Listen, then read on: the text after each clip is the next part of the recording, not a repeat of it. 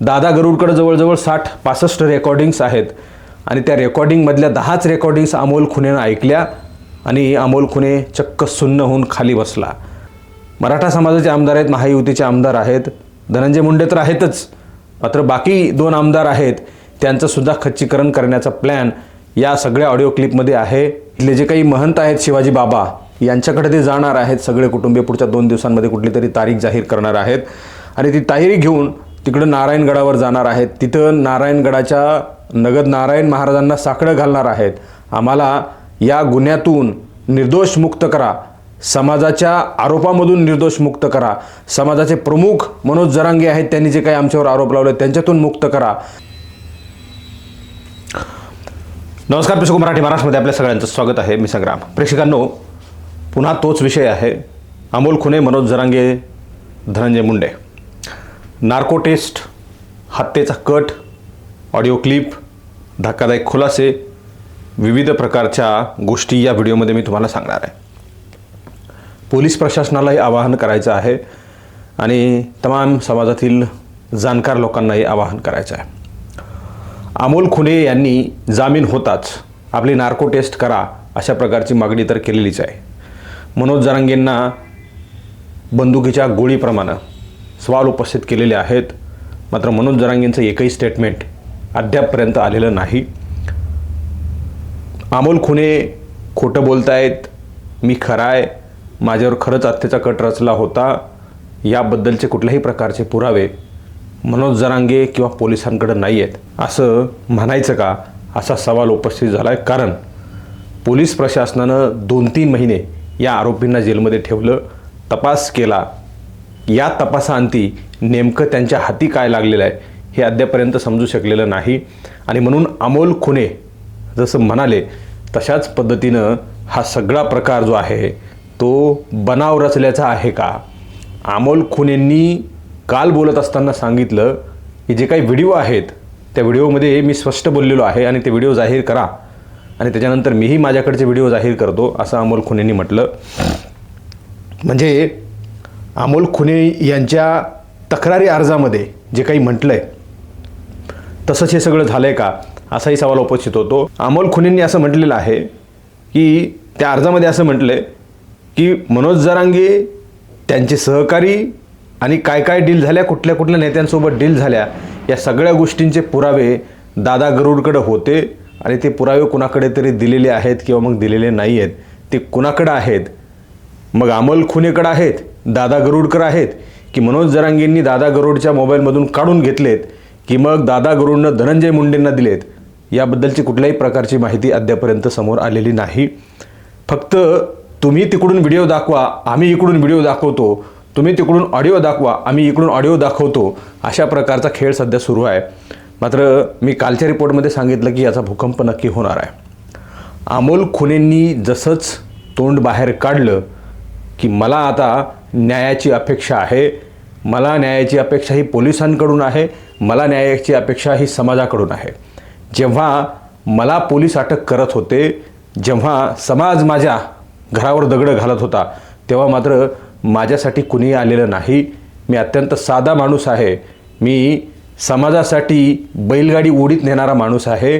गेल्या अनेक वर्षांपासून समाजाच्या कामासाठी, आरक्षणासाठी मनोज जरांगेंच्या संघटनेमध्ये खांद्याला खांदा लावून काम करणारा मी माणूस आहे आणि माझ्या वाट्याला जर अशा प्रकारचं हे माझ्यावर जे खापड फोडलं जातं आहे याबद्दल मला अत्यंत खेद आहे आणि म्हणून मला हा डाग घेऊन मरायचं नाही आहे, माझ्यावरचा डाग पुसल्याशिवाय मी शांत बसणार नाही आहे असं अमोल खुनेंचं म्हणलं आहे.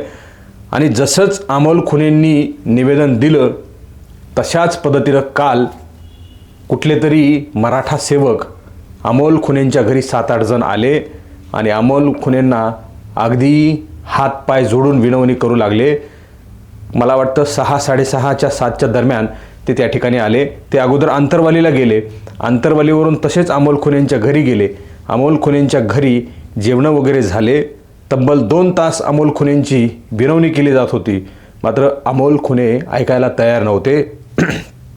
अमोल खुने आणि त्यांचे कुटुंबीय, त्यांचे बंधू सरळ सरळ सवाल करत होते की जेव्हा अमोल खुनेंवर आरोप झाले तेव्हा समाज दगड घालत होता, आज समाज आत्ता त्यांना वाटतं की समाजासाठी आपण थांबलं पाहिजे आणि तुम्ही काहीही बोलू नका, थोडं थांबा. तेव्हा मात्र आमचं घर जाळायची तयारी होती, तेव्हा मात्र आमचं घर पाडायची तयारी होती, आमच्या घरावर दगडफेक झाली. तेव्हा मात्र 6 कोटी समाजातले 6 लोकसुद्धा आमच्या बाजूने नव्हते. आम्ही मरण यातना सहन करत होतो. तेव्हा मात्र तुम्ही कुठं होतात, असा सवाल अमोल खुनेंकडून विचारला गेला. तेव्हा मात्र समोरचे जो काही समजूत काढायला आणि विनंती करायला आलेले लोक होते ते निशब्द झाले. उत्तरच नाही आणि कदाचित यापुढे सुद्धा उत्तर नसेल. अमोल खुनेंना विनंती केली जाते, विनवणी केली जाते की बाबा समाजासाठी थांबा, आपले दादा आहेत त्यांच्यासाठी थांबा, दादा खूप प्रामाणिक आहेत त्यांच्यासाठी थांबा. मात्र अमोल खुने आणि नातेवाईकांचं असं म्हणणं होतं की अमोल खुनेंना चक्क जेलमध्ये पाठवलं, तोपर्यंत तुम्ही कुठं होतात, दादा कुठं होते, हा सवाल त्यांचा आहे. अमोल खुनेंनी उद्याच्याला म्हणजे पुढच्या 2 दिवसांमध्ये तारीख निश्चित करून जे आहे, अमोल खुने सहपरिवारासह खुने परिवार नारायणगडावर माथा टेकण्यासाठी जाणार आहेत. नारायणगड म्हटलं की लोकांची श्रद्धास्थान आणि काळजाचा विषय म्हटलं तरी काय हरकत नाही. धाकटी पंढरी म्हणून नारायणगडाकडे पाहिलं जातं. तिथले जे काही महंत आहेत शिवाजी बाबा यांच्याकडे ते जाणार आहेत. सगळे कुटुंबीय पुढच्या 2 दिवसांमध्ये कुठली तरी तारीख जाहीर करणार आहेत आणि ती तारीख घेऊन तिकडं नारायणगडावर जाणार आहेत. तिथं नारायणगडाच्या नगद नारायण महाराजांना साकडं घालणार आहेत. आम्हाला या गुन्ह्यातून निर्दोष मुक्त करा, समाजाच्या आरोपामधून निर्दोष मुक्त करा, समाजाचे प्रमुख मनोज जरांगे आहेत त्यांनी जे काही आमच्यावर आरोप लावले त्यांच्यातून मुक्त करा, असं साकडं जे आहे ते नगद नारायण महाराजांना घालणार आहेत. त्याचबरोबर मठाधिपती असलेले महंत शिवाजी बाबा यांनासुद्धा ते त्या ठिकाणी जाऊन भेटणार आहेत. त्यांच्याकडून सुद्धा न्यायाची अपेक्षा करणार आहेत. आमच्याकडून नेमकं काय चुकलं आहे, आम्ही जर गुन्हेगार असो तर आम्हाला इथेच सजा द्या, अशा प्रकारची मागणी करण्यासाठी अमोल खुने, त्यांचे बंधू, त्यांच्या पत्नी, मुलं, आई हे सगळेजण मिळून पुढच्या 2 दिवसांमध्ये नारायणगडावर जाणार आहेत, अशी माहिती मला मिळालेली आहे. आणि जे कोणी लोक मनोज जरांगेंच्या वतीनं त्यांच्याकडे गेलेले होते त्या लोकांचं कुठल्याही प्रकारचं त्यांनी ऐकलेलं नाही, कारण ऐकायची वेळ ही निघून गेलेली आहे. जेव्हा यांचं नाव आलं तेव्हा मात्र प्रत्येकजण अमोल खुनेंना एकदम आरोपीच्या चौकटीत पाहत होता. कधी अमोल खुनेंना जाऊन मारतो अशा प्रकारची आग प्रत्येकाच्या डोळ्यामध्ये आणि मनामध्ये होती. ती आजही काही प्रमाणामध्ये आहे. कालची बाईट जर अमोल खुनेंची पाहिली तर त्याच्या डोळ्यात तुम्ही पहा तो कसा बोलत होता आणि काय बोलत होता. आणि खालून लोक जे समर्थक आहेत, भक्त मंडळी, हे अमोल खुनेंना शिवीगाळ करत होते. अमोल खुने मराठा समाजाचे नाही आहेत का? अमोल खुनेंची काही ओळखच नाही आहे का? अमोल खुनेंनी जर गुन्हा केलाच असता तर अमोल खुनेंना गुन्हेगारच म्हटलं गेलं पाहिजे. मात्र त्यांची आता जामीन, तुमचं मान्य आहे तुम्ही निर्दोष मुक्त झालेला नाहीत, तुम्हाला जामीन मिळाला आहे.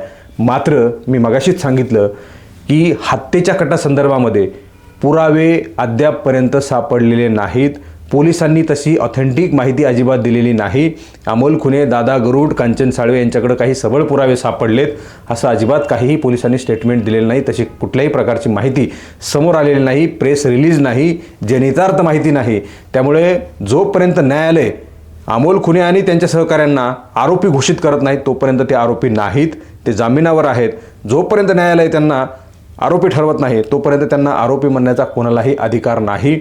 असं असताना मात्र त्यांना पाण्यात पाहून, त्यांना कधी उधळून लावतो, त्यांचं घर कधी जाळून टाकतो अशा प्रकारची भावना प्रत्येकजणाच्या मनामध्ये त्या काळामध्ये होती आणि आताही काही बोटावर मोजण्या लोकांमध्ये आहेच. मात्र हे सगळं अत्यंत धक्कादायक आहे, रसातळाला घेऊन जाणारं आहे.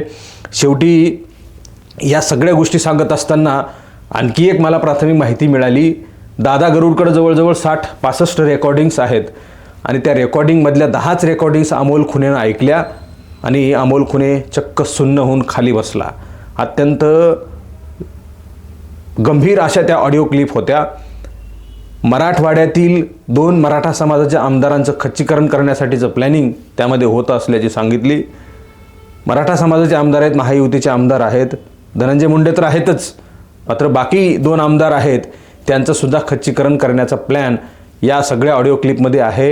हे दादा गरुडच्या रेकॉर्डिंग्समध्ये आहेत. आता ते रेकॉर्डिंग्स नेमक्या कोणाकडे आहेत, दादा गरुडकडे आहेत की मनोज जरांगेंनी काढून घेतल्या की आणखी कोणाला दिल्या आहेत की विकल्या, हे आता पोलिसांना माहीत आहे. पोलिसांनी तपास करून पुढे आणणं गरजेचं आहे.